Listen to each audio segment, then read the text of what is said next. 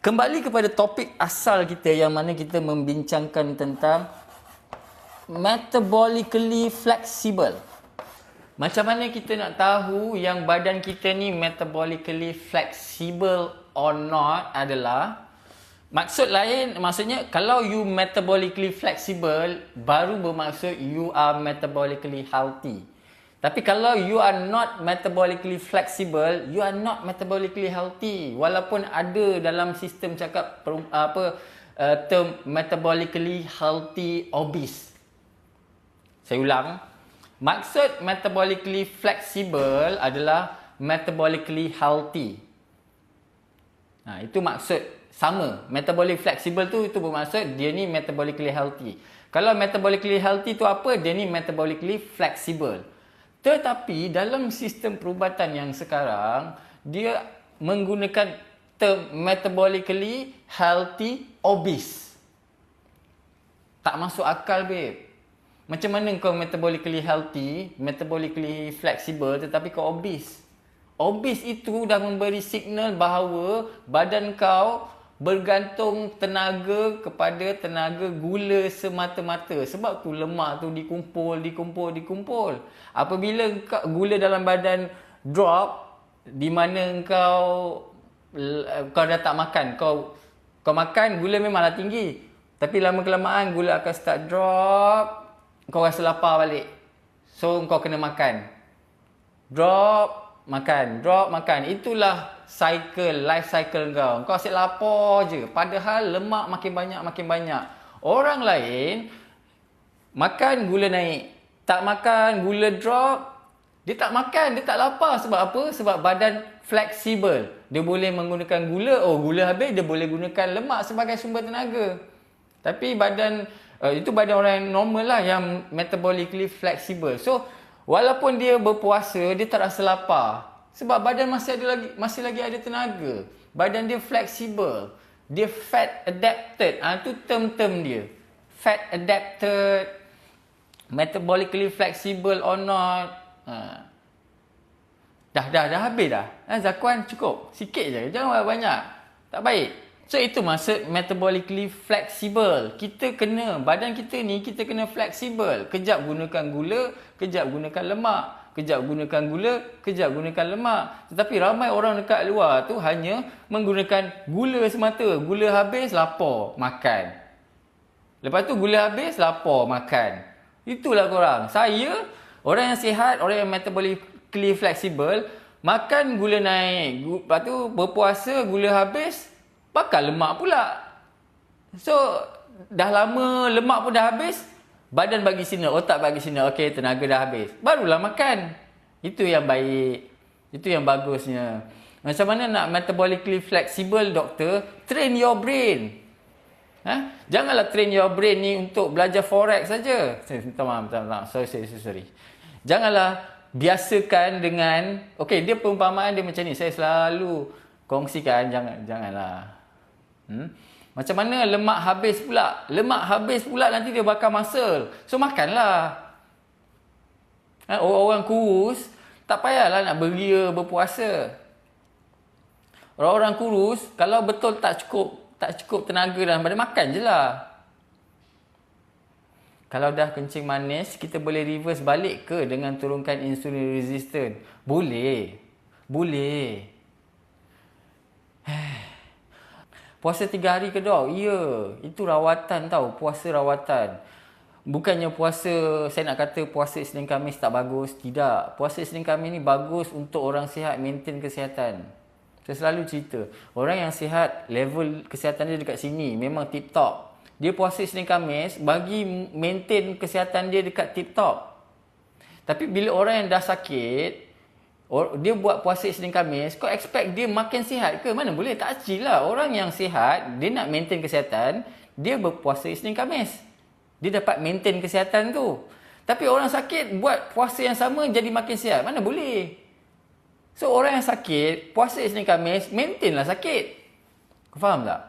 That's why kita sarankan untuk berpuasa rawatan. Kau tengah sakit, kau buatlah puasa rawatan supaya kau makin sihat. Bila kau dah sihat, kau puasa Isnin Khamis. Macam tu. Saya berkeluar klinik. Doktor kata ada PCOS. Nak buat apa mula-mula ni? Mudah. PCOS yang sekarang ni dia dah tukar kepada PMOS. Kenapa dia tukar? M tu adalah metabolic. Masalah yang sama, babe. Masalah yang sama. Masalah metabolik. Saya dah cerita sebelum ni, kalau you cerita pasal metabolik, you janganlah fokus dekat apa yang you makan semata-mata. Ada dua perkara yang kita kena tengok kalau kita nak improvekan masalah metabolik. Betul tak? Siapa yang hadir kelas saya, bagi tahu kita kena jaga yang masuk dengan yang kena ambil kira apa yang kita makan, dan kita kena ambil kira juga yang keluar. Thank you Hazelnut. Janganlah suruh saya cerita pula pasal yang keluar.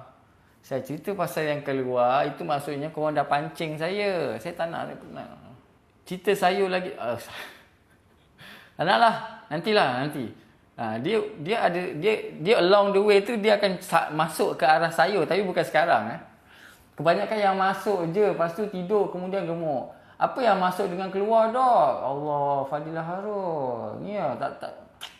Ramai ke yang tak faham lagi pasal yang masuk dengan yang keluar ni? Kalau tak faham, cuba komen tak faham. Saya nak tengok berapa ramai tentang masuk dengan keluar tu. Ustaz dengar. Allah, kesian. Sikit, tak apa. Follower mesti faham. Itulah, tak nak follow. Bob, yang hikayat Bob ni faham. Saya rasa kena buat hikayat jugalah. Betul tak? Terima kasih yang faham tu. Alhamdulillah, terima kasih. Saya rasa kena buat hikayat lah. Hikayat apa kita nak namakan ni? Yang keluar dengan masuk ni hikayat apa? Allahu Akbar. Kenapa kena ada Bob juga? Korang ni Alhamdulillah faham. Alhamdulillah. Conclusion dia dekat sini. Conclusion daripada hikayat Bob T20 ni, kalau macam periksa bahasa Melayu tu kan, dia akan suruh tulis buat rumusan tentang Dr. Jekyll and Mr. Hyde. Okay, so hari ni kita buat rumusan tentang hikayat Bob T20 ni. So nombor 1, apa yang kau check tu tak semestinya cukup. Itu satu. So, kau tiap-tiap tahun buat blood test yang sama kan? Cek gula. Tapi sebenarnya tak cukup. Kau kena cek lebih banyak benda. Kena belajar lah apa lagi yang nak kena cek. Kalau tidak, kau akan dilalaikan. Oleh siapa? Oleh yang doktor macam Dr. Bob tu lah. Dilalaikan. Tetapi hakikatnya bukannya doktor tu nak melalaikan korang. Tak. Hakikatnya tak. Mesti kau ingat, jahatlah doktor tu kan, duk melalaikan pesakit-pesakit. Betul tak? Mesti kau ingat macam tu kan? Mesti kau akan cakap doktor tu yang jahat. Tak, sebenarnya. Habis siapa yang jahat? Doktor tu pun sebenarnya tahun kelima tu, doktor tu pun terkejut. Ya, doktor tu pun terkejut. Bila diri yang jahat? Bukan. Terima kasih Umi Kalsum.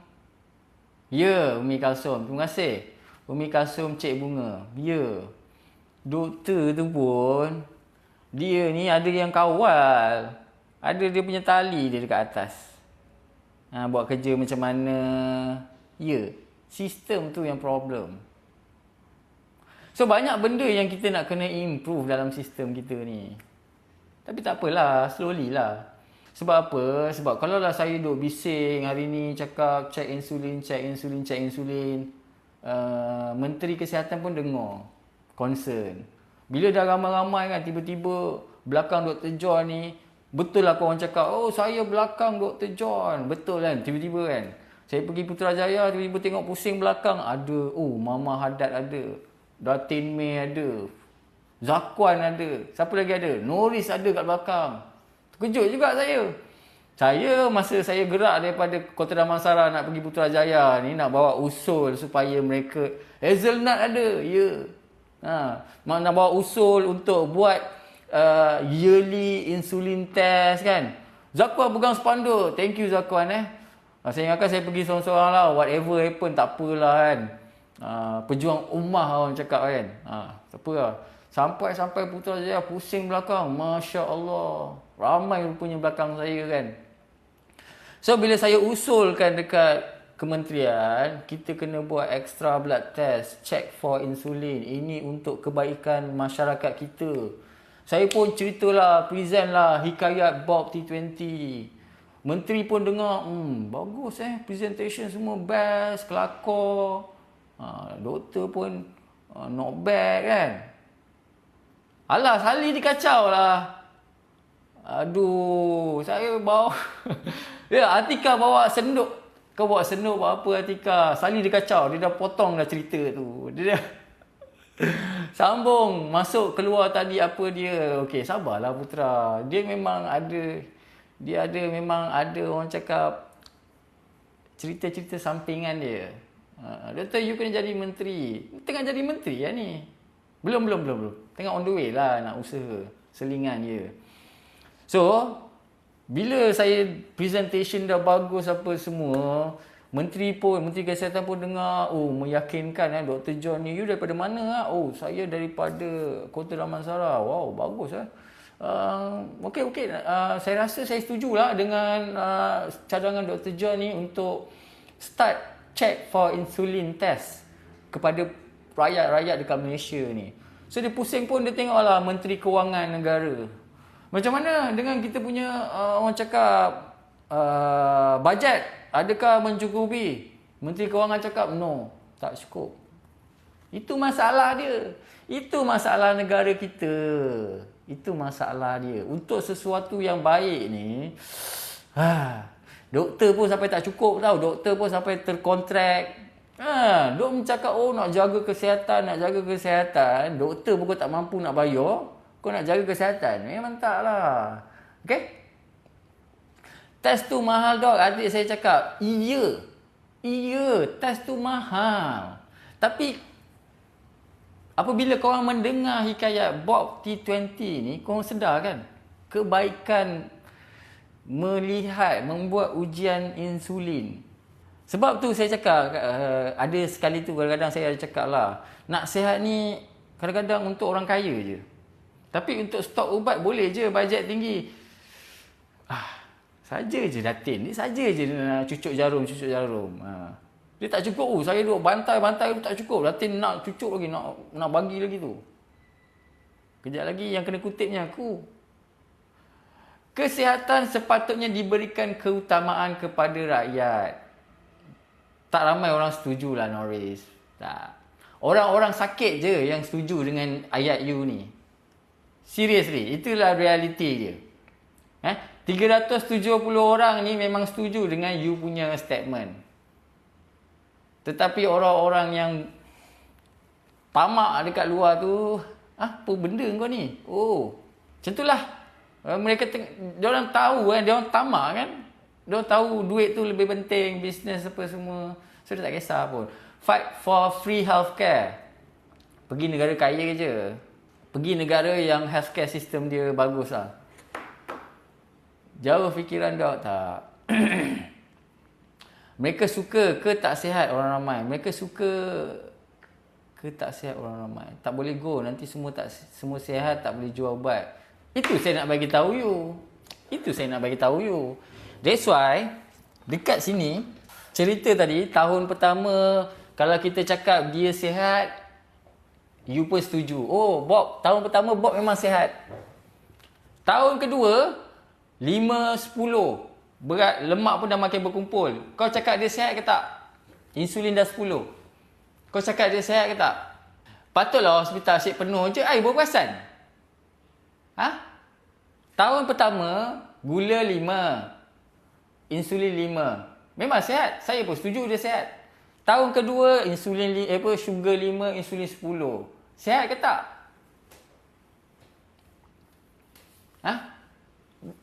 Bob sihat ke tak tahun kedua? Tak sihat. Kan? Tak sihat kan? Korang pun cakap tak sihat. Korang cakap dia dah tak sihat. Tahun kedua Bob dah tak sihat dah. Dah perasan lama dah. Tak tahu nak cakap. Semua bisnes. Tapi Sistem kau tu, yang anak-anak korang duk kerja tu, korang jangan nak cerita silap-silap anak-anak korang kerja kat tempat tu. Silap-silap laki korang yang kerja kat situ. Janganlah nak cakap teruknya diorang. Silap-silap laki kau kerja kat situ.